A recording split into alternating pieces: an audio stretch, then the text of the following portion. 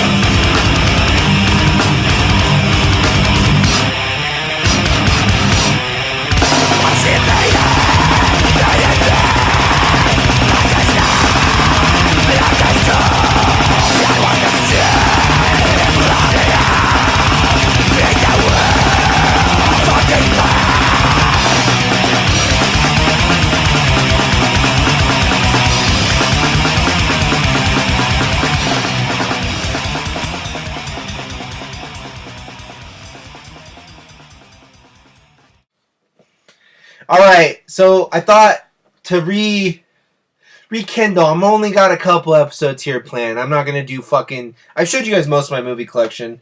I have gotten some new stuff, but I mostly wanted to talk tonight. I thought it would be a good time to talk about Game of Thrones. I just acquired the last 2 seasons I needed. I have every season up to season 7. We had to wait a year and a half. What? What'd you say? Hi. I had to wait a year and a half for season 8 to come out, and it premiered this last Sunday. It was solid. I don't want to spoil anything because there's some people who are planning to barge it and all that shit. We were talking about going back and doing a podcast because there's 68 episodes, doing a half an hour podcast for each episode and really getting in and dirty. And I'm like, there's probably 50 fucking Game of Thrones podcasts out there. So I'm just going to show you guys this as part of my collection. I'm going to go through each season really fast with Charles here. Are you getting down? Where are you going? No, you sit here and you help me. Charlie doesn't watch Game of Thrones, so he's kind of like, why am I here? You know what I mean? So I did not watch Game of Thrones when it premiered because I didn't have HBO. I was watching shit like Dexter and Walking Dead. I think Game of Thrones premiered in 2011 or 2010. It was the same year as Walking Dead. I'm pretty sure. It must have been 2011 because I read the first novel. The first novel in the series is called A Tale of Fire and Ice, I think, or A Song of Fire and Ice. And so the first novel in that series is called Game of Thrones. And then there's Clash of Kings and Feast of Crows or whatever. I've only read the first book. I read Game of Thrones, and I liked it. But the thing I would tell everybody when I read it, I was like, Game of Thrones, the novel is like everything I would want in Lord of the Rings. Like, I'm not a big Lord of the Rings guy. I like fantasy stuff, but I'm very picky about it. Like, I don't eat it all up like a lot of people. Like, I don't like Lord of the Rings. I don't like whatever. With that said... What? Where are you going? The book is, I would tell people, if you're into food and awkward sexual situations, then this is a great book. What is his name? George Martin? George R. Martin? Harry Martin? Martin, whatever. He will describe food the same way, with the same passion. Oh, careful, buddy. He'll describe food exactly the same as he would describe a naked woman. So, I knew he was a big fat man before I ever even saw any pictures of him. So, anyways, I read the book, and then when I was reading the book, people started talking online, yo, they're doing a series of this novel. And I was like, alright, well, that could be really fucking cool. And then there was a bunch of controversy because I think they put Bush's head on a fucking pike. I think they did. Was it Bush or Obama? It was one of the presidents. Must have been Bush. They put his head on a pike at the Red Keep or something like that, and there's some controversy with that. So, anyways, I never watched Game of Thrones until 2015. and I got, because whatever, you know. But I saw at Walmart, I was like, oh, the first season of Game of Thrones is only $12 on this DVD set. And then I read online they're going to release the seasons from 2015 on. Each year they're going to release, so it's 2016 they released the season for $12. So I was like, all right, well, I'll watch it that way. When I watched this first season and I realized how it was way better than I was expecting. I liked it way more. Like, I really liked the show the first time I watched it. So I ended up borrowing seasons 2 and 3 from my friend Brian, because I was like, dude, you have all these, don't you? And I had an apartment at the time, and he was staying with me. So I ended up watching the first 3 seasons like within the span of like 2 months. And then I found out my sister had HBO Go, so I watched seasons 4, 5, and 6. Over the span of the next year, going into 2016. I think season 6 premiered in 2016. Because I think I ended up watching that live on my parents' cable. I think I was staying with my folks or something. I watched a good chunk of that at my folks' house. And season 6 might be my favorite season. That season has the Hodor stuff. Let's go through the season. Sorry. So the first season, the thing about Game of Thrones, and the thing that I really liked about the book, was the main character of that book to me was Ned Stark. And there's a lot about his children and stuff in it, but Ned Stark fucking gets murdered at the end of that book. And I was like, I knew it was set up for an epic, because there was already like 4 books out, and I knew he was doing more books. So I was like, they just fucking they cut the main character's head off. Like, what? And that's kind of like the appeal to this, is like, no one's safe, you don't know what's going to happen. I mean, it became hard to predict things with this show. So the first season's great, and it's basically, the story sets you up with a bunch of kids. It separates all of them due to shitty circumstances, and then you watch these kids grow up into heroes, and then you watch their final conflict. I'm assuming that's what season 8 is going to be, is one big final conflict. And there's all these revelations and all this cool shit. Season 2, my first viewing of season 2, there's a lot going on with Lord Bolton and the Red Witch, I think is her name, and Robert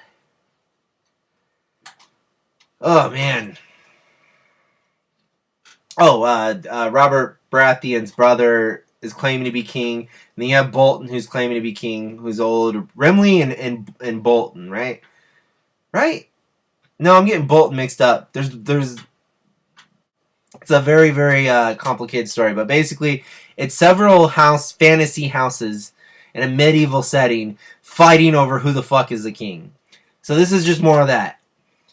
This is probably my least favorite season. This and season 5 are probably my least favorites. So I might have watched this once, but I've watched the other seasons a lot more. One of my favorite seasons is season 3. So the first 2 seasons were they did pretty good at following the books. I feel like season 3 this is when Game of Thrones becomes a lot more edgier, a lot more shocking, a lot more shit happens in this that kind of takes you by surprise, and it feels more like an HBO show. I remember True Blood did something similar. It became more like, had that Tales from the Crypt, like sleazy. Sleazy is a good word. Game of Thrones becomes a little bit sleazier around season 3. A lot more violent, a lot more boobies. I mean, there's boobies in all the seasons, but it's a bit much more in season 3. You end up kind of starting to like Jaime Lannister, who is the illegitimate father of Joffrey and the rest of the incested kids. You watch Daenerys start to come into power across the ocean, and you're kind of like seeing these kids grow up now. Yeah, this season's fucking brutal, especially the stuff with Jaime Lannister and the big scary woman. What's her fucking name? What's the actress's name? Brienne. I forgot her name. She was in the new Star Wars movies too. Hey, Charlie, what do you got there? What is this? Oh, the only UMD I ever owned for Paprika on the PSP. It was a great movie. Hey, put this back. So yeah, season 3 is when it really, like, a lot of people complain about, like, the first season. They're like, it's dull or whatever. I love the first season. The first season really hooked me. Because the first time I watched Game of Thrones was at my friend Jesse's house. Around when the first season came out on DVD, I saw the first episode. I was like, I gotta watch this. So then I ended up waiting a couple years. Why are you doing this right now? Stop. You're doing a bad job right now.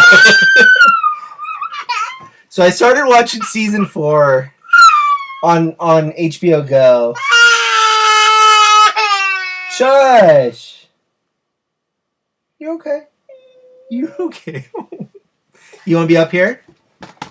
Come here. Oh. So I started watching Shut up. So I started watching season 4. Charlie always cries when I do these. I started watching season 4 on HBO Go. I'm giving season 4 and season 5 another go. I just got both of these seasons. Finally, I was missing 4 and 5 for the longest time. Because I was waiting for the cheap DVDs to come out. I mean, they re-released all the Blu-rays, but they were like $30 each, and I was like, I can watch them on HBO Go. But please don't hit anything right now. I'm watching through season 4 right now, and when I first saw this season, I was kind of going through like one of the worst moments of my life. I won't go into too many details, but I was severely depressed, like bad timing. So I always kind of associated season 4 with that time period. So now that I'm rewatching it, season 4 is fucking cool so far. I finally, if you guys haven't watched the show, I guess, Joffrey the King fucking gets poisoned and murdered brutally at the very beginning of the season. And then you kind of just see the repercussions of the king being assassinated for the rest of the season. This is good. This is a good season. The stuff with the Viper in the mountains, fucking amazing and over the top violent and brutal.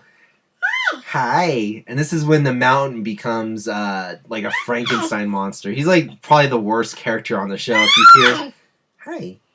If you hear some of the stuff he's done. This is also the season Tyrion finally gets some fucking, justice for all the shit that his family puts him through. Season 5 is still probably going to be my least favorite season. The Walk of Shame, the stuff with the septum, and this season's all fucking setup, basically, to me. The production value gets a little bit better with this season.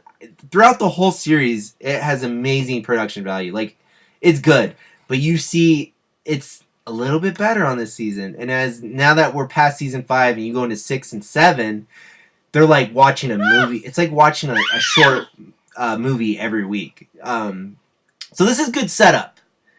Still, seasons 2 and 5 kind of like Cersei's Walk of Shame.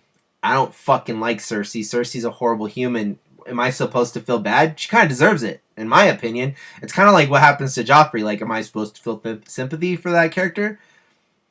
I don't, you know what I mean? Like, I don't like Cersei. I think she's an awful person. So, stuff like that. I'm just kind of like, it's cool to watch Daenerys free a bunch of slaves and take over that pyramid, and her dragons are all grown finally. But, so I don't care about the DVDs for the last 3 seasons of the show because, like I said, they're like little short movies.